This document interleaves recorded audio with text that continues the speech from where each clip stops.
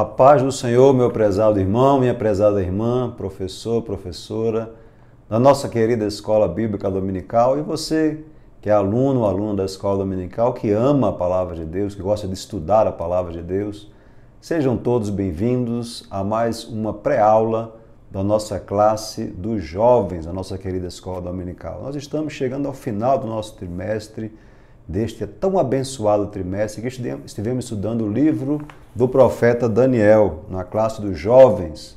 Uma grande bênção o estudo deste livro. Na cova dos leões, Daniel como exemplo de fé e coragem para o testemunho cristão em nossos dias. E nós vimos ao longo desse trimestre coisas muito maravilhosas, como aquele jovem hebreu foi levado cativo para a Babilônia junto com seus companheiros, Ananias, Azarias, Misael, e ali Deus abençoou, né, aquele jovem naquele lugar, em especial a Daniel, que é o autor do livro.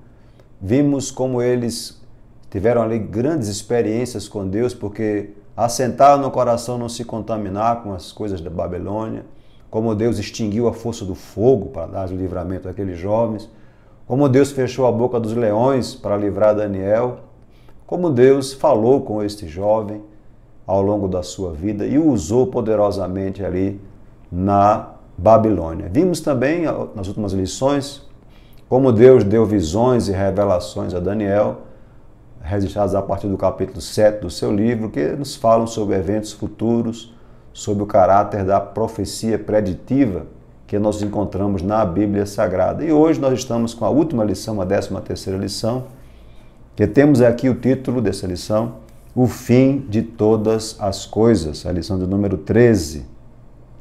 E aqui nós lemos, queridos, essa lição, temos em nossas mãos aqui, esta revelação que Deus deu a Daniel, na verdade uma palavra, uma visão muito peculiar, não é? Porque nos capítulos anteriores nós vimos Deus trazer visões, revelações, vimos no capítulo 7 visões de 4 animais, os 4 impérios mundiais, a visão do chifre daqueles animais. Nós vimos no capítulo 8 aqueles 2 animais, né? o urso e o carneiro, o simbolismo daqueles animais em relação aos impérios Medo-Persa e o Império Grego. Né? E vimos na semana passada sobre a grandiosa revelação profética de Daniel, né? Das 70 semanas de anos, que tem ali todo o cronograma de Deus com o seu trato com o povo de Israel. E hoje vamos estudar os últimos 3 capítulos do livro, o capítulo 10, o capítulo 11 e o capítulo 12 do livro de Daniel. Aqui Daniel situa esta revelação no terceiro ano de Ciro, rei da Pérsia, quando diz a Bíblia que foi revelado a Daniel, cujo nome é Beltesazar, uma palavra, né? Uma palavra da parte de Deus, a palavra que aqui no texto diz que era verdadeira, e esta palavra, esta revelação, dizia respeito a um grande conflito, né? Um grande conflito. E nós encontramos aqui, então, nesses 3 últimos capítulos, uma unidade de uma mesma visão, de uma mesma revelação, que, repito, foi dada a Daniel ainda no reinado de Ciro, o 3º ano de Ciro, que é o ano 537 a.C. E aqui nós vamos observar, amados, o contexto do capítulo 10, que no texto do capítulo 10, o verso 2, diz que naqueles dias Daniel esteve pranteando durante 3 semanas, em jejum e oração, diante de Deus. Até que no 24º dia ele estava na margem do grande rio Tigre e teve uma visão gloriosa, né? Que nós vamos ver daqui a pouco em detalhes, esta visão de um homem vestido de linho, né? Vestido de linho. Nessa lição nós observamos que Daniel já era um idoso de mais de 80 anos e ele está, portanto, já no final da sua vida. E o contexto histórico dessa visão, desta revelação do capítulo 10, 11 e 12, é que Daniel, amados, já tinha conhecimento do decreto expedido pelo rei Ciro, que está no 3º ano do Império. O decreto é do 1º ano, né, do Império de Ciro, o Império Medo-Persa. E esse decreto, como os irmãos sabem, autorizou o retorno dos judeus para Jerusalém, né, para Jerusalém. O que acontece é que quando o povo volta para Jerusalém, que dá início ali à reconstrução do templo, é feito ali levantada ali a pedra, né, inaugural daquele templo, e começa uma obra, o que há, na verdade, é um levante dos inimigos do povo judeu, e a obra é parada, a obra é embargada, né? Ainda no reino de Ciro e depois nos reinos sucessores, né? E aparentemente, queridos, aqui já entrando no primeiro ponto da nossa lição, aparentemente esses momentos de tristeza e aflição que levaram Daniel a estar em jejum, estar em oração, estar pranteando diante de Deus, é por causa do embargo da obra ou da aparente frustração, né, do retorno do povo e da reconstrução do templo e da cidade em Jerusalém. Nesse momento em que há interrupção da reconstrução do templo e da cidade em Jerusalém, Daniel, então, se coloca em oração diante de Deus. Nós lemos o livro de Esdras, aqui, queridos, no capítulo de número 1 do livro de Esdras, nós veremos no versículo 1 que no primeiro ano de Ciro, rei da Pérsia, para que se cumprisse a palavra do Senhor por boca de Jeremias, despertou o Senhor o espírito de Ciro, rei da Pérsia, o qual fez passar um pregão por todo o seu reino, como também por escrito, dando aqui ordem, né? Então, no versículo 2 diz, assim diz Ciro, rei da Pérsia, o Senhor, Deus dos céus, me deu todos os reinos da terra e me encarregou de edificar uma casa em Jerusalém. Então, aqui há o decreto de expedição do templo, a casa em Jerusalém. No capítulo 1, se nós formos para o capítulo 4 do mesmo livro de Esdras, nós veremos aqui, no capítulo 4 e nos versículos 4 em diante, que diz o seguinte, então as gentes da terra desanimaram o povo de Judá, inquietando no edificar. Alugaram contra eles conselheiros para frustrarem o seu plano, todos os dias de Ciro, rei da Pérsia, até ao reinado de Dario, rei da Pérsia. Então aqui nós observamos, queridos, que há essa frustração, esse impedimento, né, no plano de reedificação do templo. E aparentemente é por este motivo que Daniel está a orar, está a clamar, está a jejuar diante do Senhor. Nesse contexto em que Daniel está clamando a Deus, né, em oração e vigília durante 3 semanas, é que ele tem então essa visão desse ser celestial, que é descrito aqui no versículo 5 do capítulo 10 de Daniel, quando ele diz, levantei os olhos e olhei, e eis um homem vestido de linho, cujos ombros estavam cingidos de ouro puro de Ufaz. O seu corpo era como berilo, o seu rosto como um relâmpago, seus olhos como tochas de fogo, seus braços, seus pés brilhavam como bronze polido, e a voz das suas palavras era como o estrondo de muita gente. Então aqui, meus amados irmãos, inegavelmente, de acordo com a maioria dos eruditos, Daniel teve uma visão do Cristo pré-encarnado, que chamamos de uma teofania, né? Teos é Deus e fania vem de epifania, que é manifestação, revelação. Aqui nós compreendemos que esse ser celestial, cheio de esplendor, que se apresenta a Daniel sob as águas do rio, vamos ver daqui a pouco o capítulo 12, está sobre as águas, ele é uma teofania do próprio Filho de Deus que aparece a Daniel. E aqui nós observamos uma coincidência nessa descrição deste ser, né, com aquele que aparece em Apocalipse, no capítulo 1. Aqui na lição vimos isso. Em Apocalipse, no capítulo 1, nos versículos 12 a 20, né, bem parecida a imagem, a descrição, esse rosto resplandecente, esse bronze polido, essa voz estrondosa, é a mesma do Cristo glorificado que aparece a João lá na ilha de Patmos, no capítulo 1. Né? Então aqui é Cristo na sua glória pré-encarnatória, né?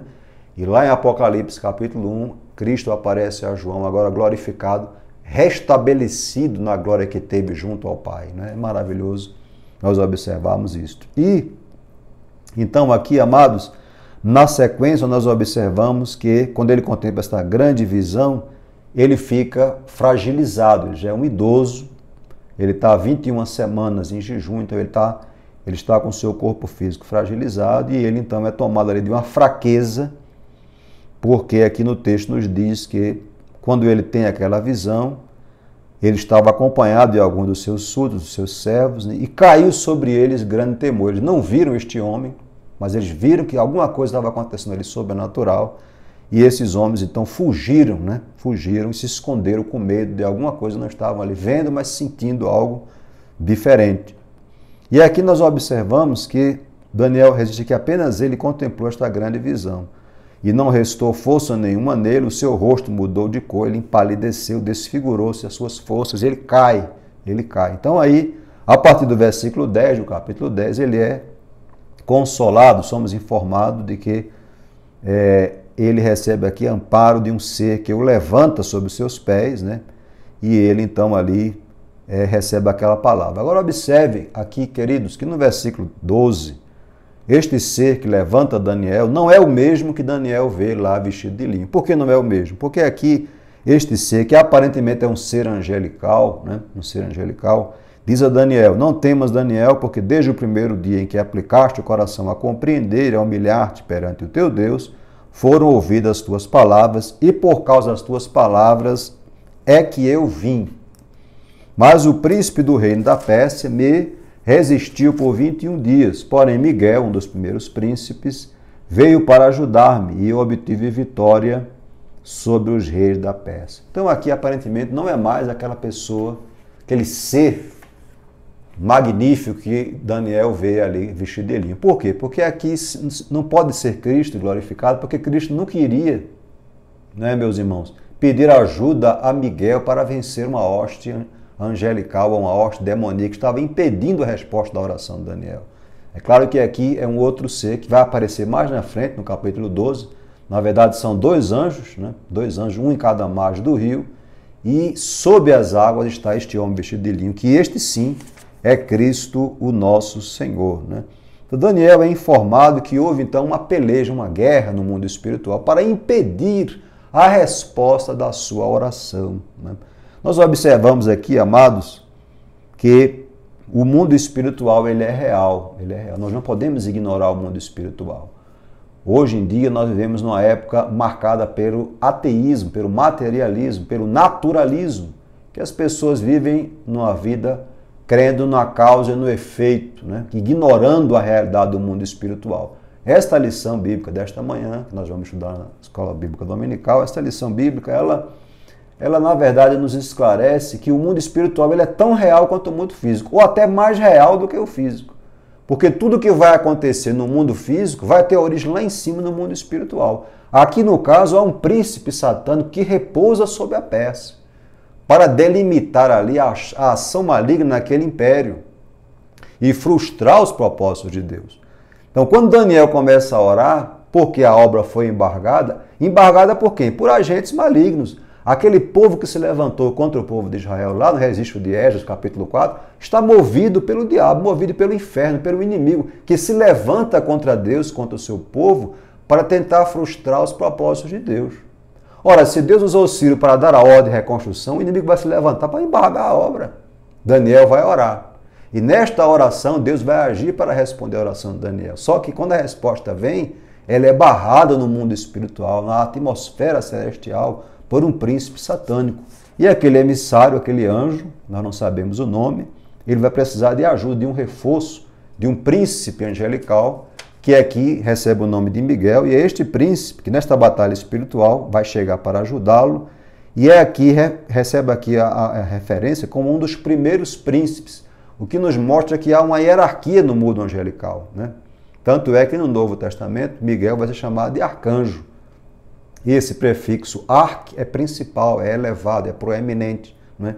Então Miguel é um dos primeiros príncipes. Há uma hierarquia no mundo espiritual no que diz respeito à hoste angelical criada por Deus. O inimigo tem a seu serviço, o diabo tem a seu serviço anjos que se rebelaram com ele lá atrás. E esses anjos, é claro, mantêm as suas patentes, mantêm a sua hierarquia, né? E o diabo então vai colocar um desses príncipes, um desses anjos que se rebelaram com ele, numa posição de hierarquia, de posição elevada para governar ali aquele principado, o Império Medo-Persa e frustrar os propósitos de Deus, né? Então aqui nós observamos que a Bíblia nos desvenda, nos mostra, nos descortina o que acontece no mundo espiritual, nas regiões celestiais, que nós não estamos vendo.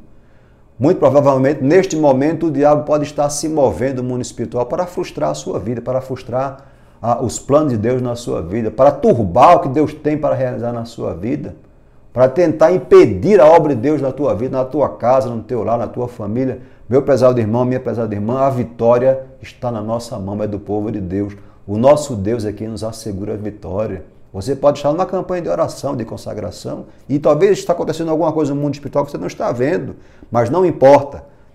Persevere como Daniel perseverou, 21 semanas, até que a resposta veio, glória a Deus. Não pare de orar, não pare de clamar, não pare de jejuar, não pare de se consagrar. Deus responderá à sua súplica e à sua oração. É isso que você vai dizer ao seu aluno, para que ele consagre-se, para que ele busque ao Senhor.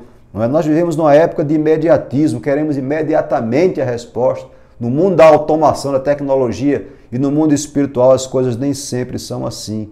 E nós não devemos, pois, ignorar o mundo espiritual. Há uma luta travada no campo espiritual, que não é contra a carne nem o sangue, como está lá em Efésios 6:12. É uma luta contra o principado, contra as potestades do ar, as potestades malignas. E para vencê-la, precisamos usar a armadura de Deus. Aleluia! O capacete da salvação, a espada do Espírito, embraçando o escudo da fé, o cinturão da verdade e a couraça da justiça, calçados os pés com a preparação do Evangelho da paz. Glória ao nome do Senhor. Então, amados, nós temos então esta visão desta realidade espiritual. Daniel é informado, né, que no princípio da oração dele, da súplica, saiu a ordem, mas houve um bloqueio, houve um retardo, mas a resposta veio. E aqui então este ser angelical vai revelar a Daniel o futuro, que nós vemos aqui no tópico 2 da lição, né? O futuro revelado do povo de Israel. Então essa visão teve o objetivo de mostrar a Daniel o conhecimento daquilo que ainda aí haveria de acontecer com o povo de Deus, com o povo de Israel, essa perspectiva futura. E nós temos então aqui, meus queridos, uma visão aqui do futuro imediato de Israel e do futuro remoto de Israel. O futuro imediato de Israel, do capítulo, já no capítulo 11, né?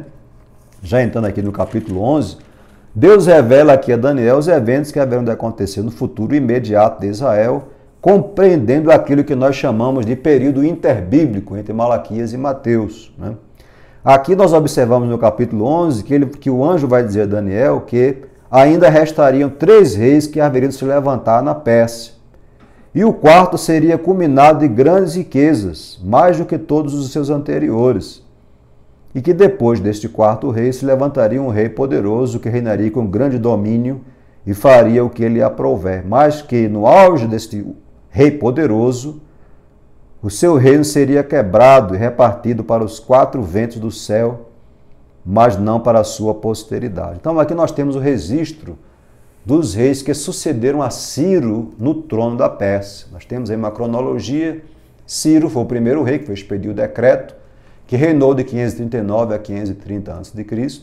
Depois ele foi sucedido por Cambises, 530 a 522, e depois Cambises entregou o trono, foi sucedido por Dario I, esse Dario que aparece lá no livro de Esdras, como aquele perante quem foi revertido o embargo da obra de construção do templo.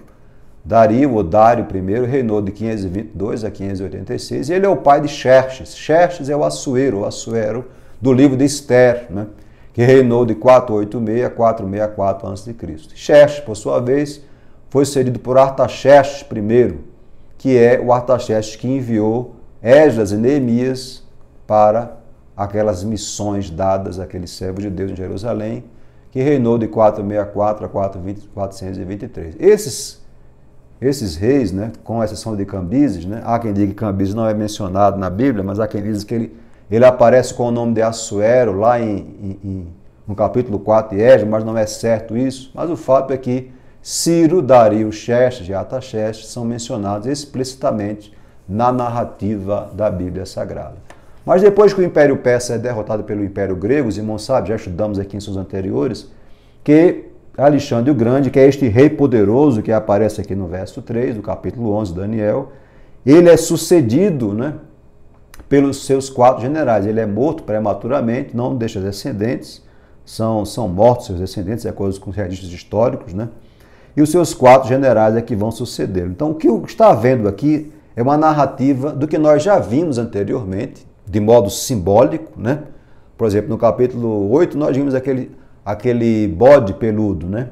Que tinha ali um grande chifre, foi quebrado e nasceram 4 chifres. Aqui é a mesma coisa, só que com outro relato, né? Do registro bíblico, acerca do futuro imediato do povo de Israel. Então, após a sucessão dos reis persas por Ciro, ele vai ser sucedido ali pelos seus 4 generais, nós já vimos aqui, né? Lisímaco, Cassandro, Seleuco e Ptolomeu. E nós vamos observar então que para a narrativa bíblica, e a partir aqui do capítulo 11, o que vai interessar é o conflito entre os reis Seleucidas e Ptolomeus, entre os descendentes de Seleuco, general B. Alexandre, e Ptolomeu. Ptolomeu vai reinar no sul de Israel, sobre o Egito, e Seleuco vai reinar ali no norte de Israel, sobre a Síria, né? Então esses reis vão se envolver em vários conflitos, em várias intrigas políticas, haverá ali a formação de alianças e de conflitos militares. Então o capítulo 11 vai discorrer de modo detalhado sobre esses 2 reinos, né? O reino do norte, que é o reino Seleucida, e o reino do sul, que é o reino dos Ptolomeus. Até o capítulo de número, aliás, até o versículo de número 35, né? Até o 35, nós temos então aí uma cobertura, né? Uma cobertura de aproximadamente 300 anos, né? De história. Aproximadamente 330 depois da morte de Alexandre, até a revolta dos Macabeus, lá em 63, 65 a.C.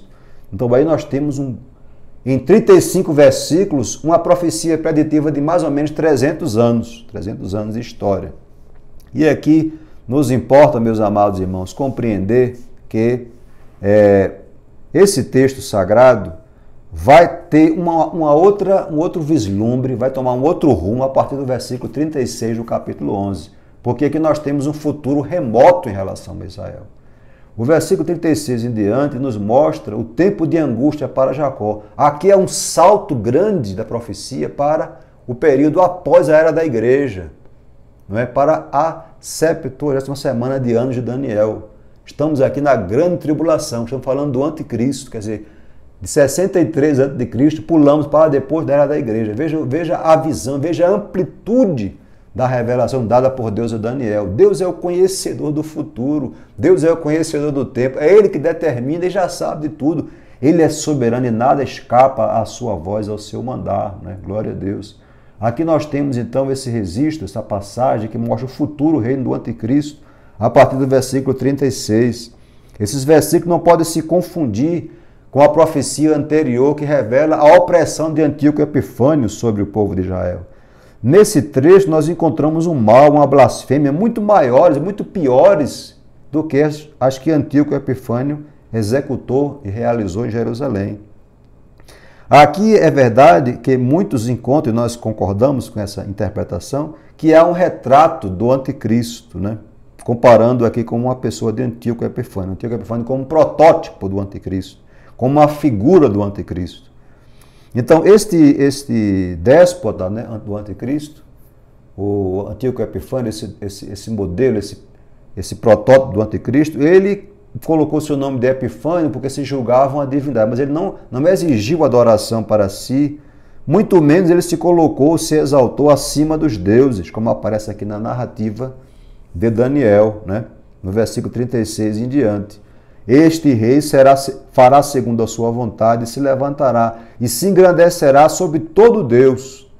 Contra o Deus dos deuses falará coisas incríveis e será próspero até que se cumpra a indignação, porque aquilo que está determinado será feito. Não terá respeito aos deuses dos seus pais, nem ao desejo das mulheres, nem a qualquer deus, porque sobre tudo se engrandecerá. Mas em lugar dos deuses, honrará o Deus das fortalezas, a um Deus que seus pais não conheceram. Honrará com ouro, com prata, com pedras preciosas e coisas agradáveis. Com o auxílio de um Deus estranho, agirá contra as poderosas fortalezas e aos que os reconhecerem. Multiplicar-lhes-á a honra e fá-los-á reinar sobre muitos, e lhes repartirá a terra por prêmio. No tempo do fim, o reino do sul lutará contra ele, o reino do norte arremeterá contra ele. E aqui nós temos então relatos, queridos, que remetem ao tempo do fim, como o texto bíblico fala. Não há cumprimento na história de que Antíoco Epifânio tenha realizado, né, o que está aqui nesses fatos narrados nesse texto.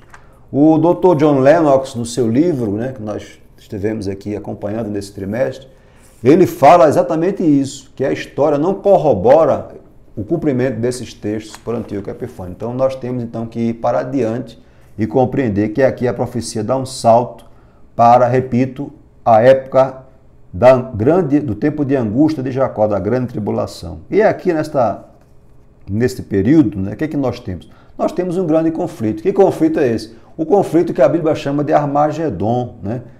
O conflito dos exércitos do anticristo reunidos para destruir Israel. Lá em Apocalipse, no capítulo 16, então é importante trazer para o seu aluno esta verdade, esta profecia de Daniel. Em Apocalipse 16 e 16 diz: então os ajuntaram no lugar em que hebraico se chama Armagedon, ou Armagedon, né? A palavra Armagedon é a transliteração de Har Megido, ou a colina de Megido, que domina a planície de Jezreel, ou Esdralon. Esta planície foi palco das maiores batalhas da antiga história de Israel. Aqui foram derrotados os cananeus liderados por Jabim, em Juízes 4 e 2.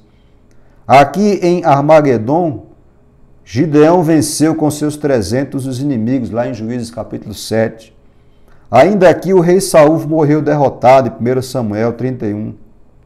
Aqui sobreviveu a morte vergonhosa da rainha Jezabel, em 2 Reis 9 e 33 em diante. Aqui o faraó Neco matou o piedoso rei Josias, em 2 Reis 23 e 30.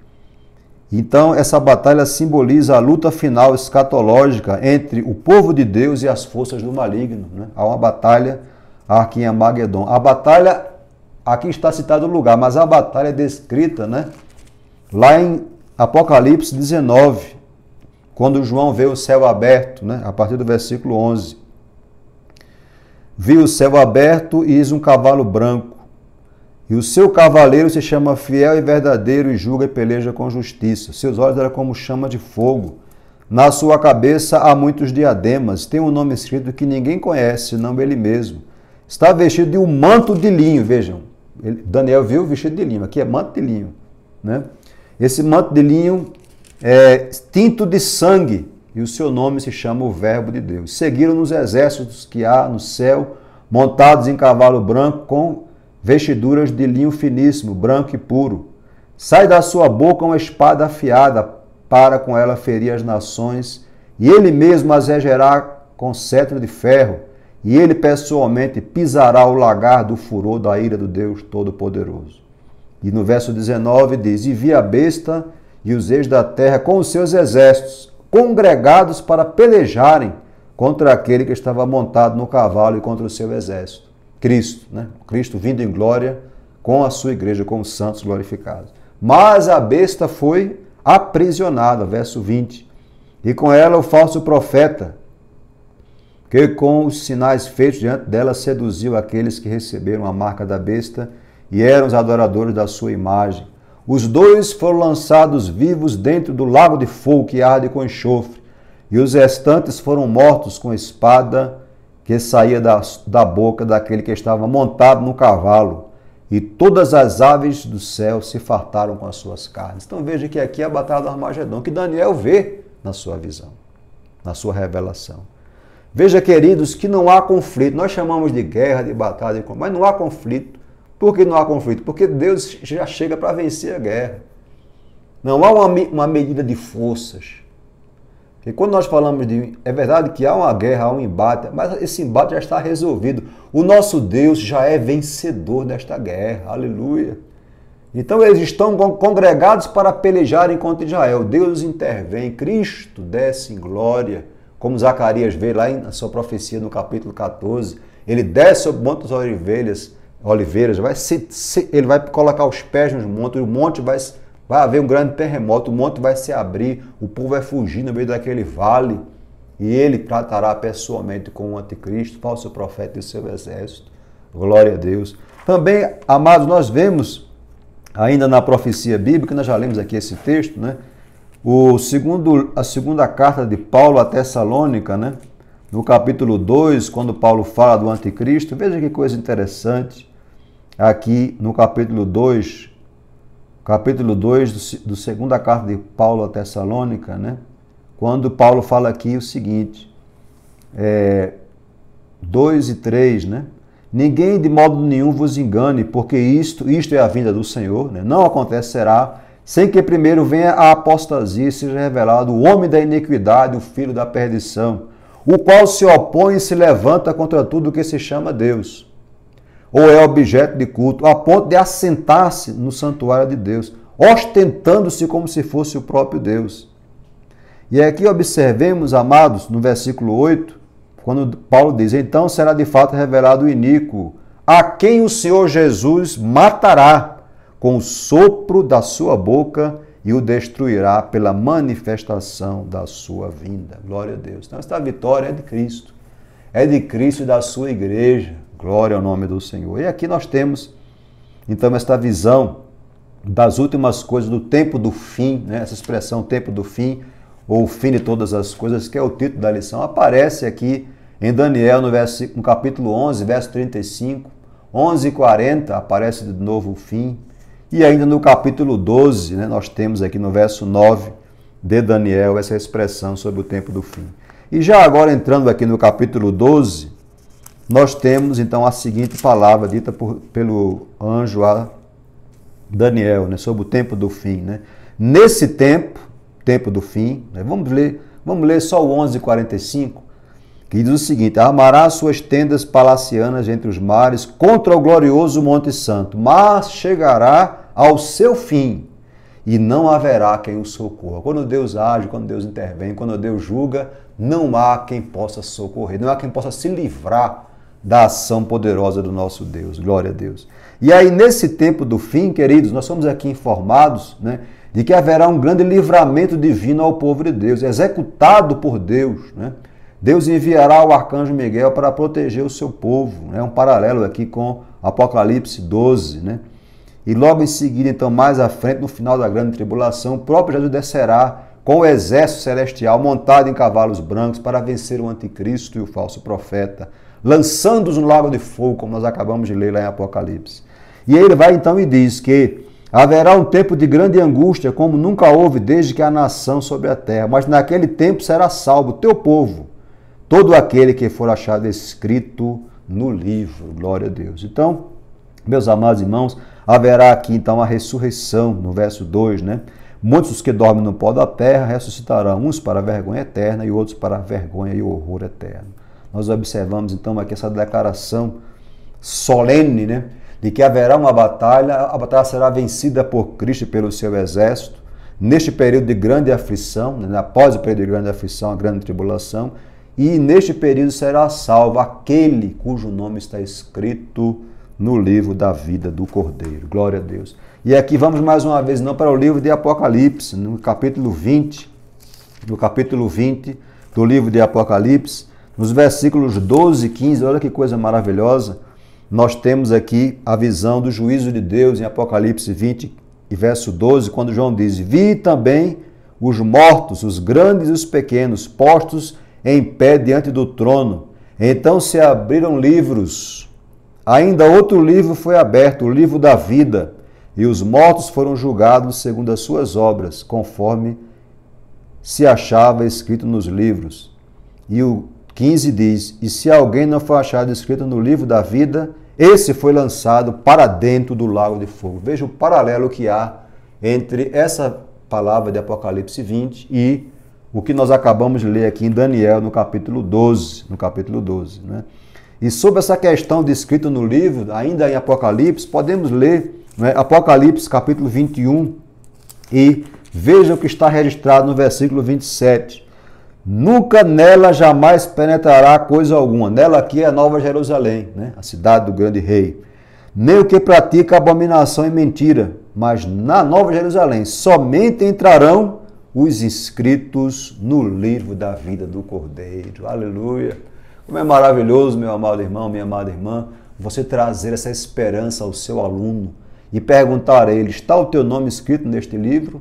Tens tu a esperança da ressurreição dos mortos? Sim, todos os mortos haverão de ressuscitar, mas há uma distinção nesta ressurreição, porque os que ressurgirem com seus nomes escritos no livro da vida entrarão na alegria eterna, no gozo eterno com Deus. É o que o texto nos diz. Aleluia. Não é que a morte não é o fim, como alguém pensa por aí. Nós não somos naturais, nós não somos materialistas, que tudo acaba com a carne, nós somos apenas carne. Não, nós somos corpo, alma e espírito. Nós estamos destinados à eternidade, com Deus ou sem Deus. Ou é alegria eterna com Deus, ou é desprezo, horror e vergonha eterna sem Deus. E aproveita também para levar uma palavra de evangelização para aqueles alunos que talvez não tenham ainda se decidido por Cristo, o perigo que eles correm, né? Porque a morte não é o fim, haverá um julgamento, mesmo dos mortos serão julgados, e quem não tiver o seu nome escrito no livro da vida do Cordeiro será lançado nas chamas e nos horrores eternos.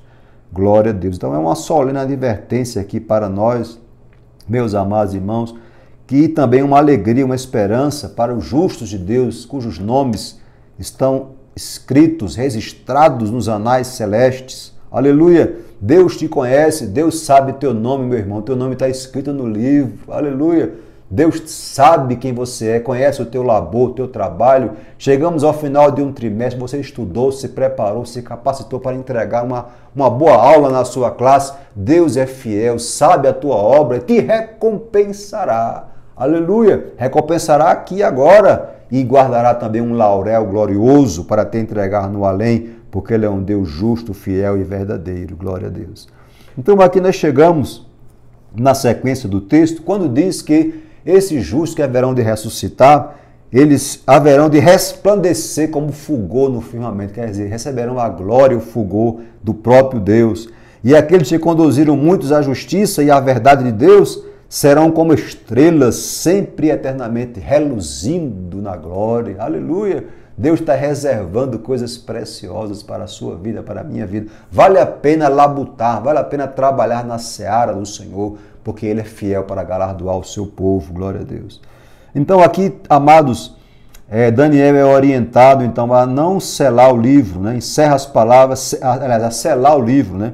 Encerra as palavras e sela o livro até o tempo do fim, né? Porque muitos enquadrarão e o saber se multiplicará. Esse saber aqui que vai ser multiplicado não é o saber científico humano, é o saber profético, é o saber do conhecimento bíblico, né? É o saber das coisas de Deus, glória a Deus. E aqui no verso 5 diz então que Daniel olhou e estava em pé dos dois lados do rio, como eu disse, dois homens, né, que eram anjos, um de um lado, outro do outro. E no verso 6, então ele vê o homem vestido de linho, que está sob as águas e que recebe a seguinte pergunta, né, dos anjos: quando se cumprirão essas coisas, essas maravilhas? E então ele vai responder, o homem vestido de linho, que é o próprio Cristo pré-encarnado, aqui numa visão teofânica, vai dizer que isso vai se cumprir depois de um tempo, 2 tempos e metade de um tempo. Ora, isso é o quê? Os 3 anos e meio da grande tribulação. A Bíblia, ela é plena, ela se completa. Inclusive, essa expressão aparece lá em Apocalipse, né? Essa expressão, 1 tempo, 2 tempos, metade de um tempo, aparece em Apocalipse, lá em Apocalipse 10, versos 5, 12, 14 e outros textos. Então, nós temos aqui a informação dada a Daniel, ainda nessa pergunta, né, de que essas coisas se cumprirão nesse tempo do fim, o tempo do fim, glória a Deus. E temos então aqui, amados, esta palavra final dita a Daniel, que ele será guardado por Deus, tu, pois, vai até o fim, né? Que coisa maravilhosa. Serás guardado e serás recolhido, glória a Deus. E Deus tem o seu cronograma para cumprir, né? No verso 13, que é o último versículo do livro de Daniel, tu, porém, vai até o fim, ou segue o teu caminho até o fim, pois descansarás e ao fim dos dias te levantarás para receber a tua herança. Quer dizer, haverá de ser ressurreto, irás ressuscitar no corpo glorioso e receberás do teu Deus, ó Daniel, o teu galardão. Esta é a esperança da igreja, essa é a nossa esperança. Este livro termina com essa visão dessa grande batalha, desse grande conflito. Deus fala diretamente ao seu servo, descortinando os eventos futuros que ainda ocorrerão, eventos próximos e eventos ainda remotos em relação ao povo de Israel. Um tempo que se cumprirá no Armagedon, na grande batalha, Cristo descendo em glória para reinar estabelecer o seu reino literal, milenial sobre a terra, com os seus súditos, com os seus servos fiéis. Antes, porém, galardoando aqueles que, já ressuscitados dentre os mortos, haverão de reinar com Cristo. Essa é a nossa esperança. Advirta o seu aluno, pessoal do professor, pessoal da professora, de que o tempo do fim se aproxima. Está próxima a volta gloriosa do nosso Senhor. Nós estamos aqui para dizer, Maranata, ora vem, Senhor Jesus. Que Deus te abençoe, que Deus lhe guarde, que Deus lhe ajude e que te dê uma aula plena da sua bênção e do seu saber, da sua graça. Até o nosso próximo trimestre, se Deus assim nos permitir. A paz do Senhor.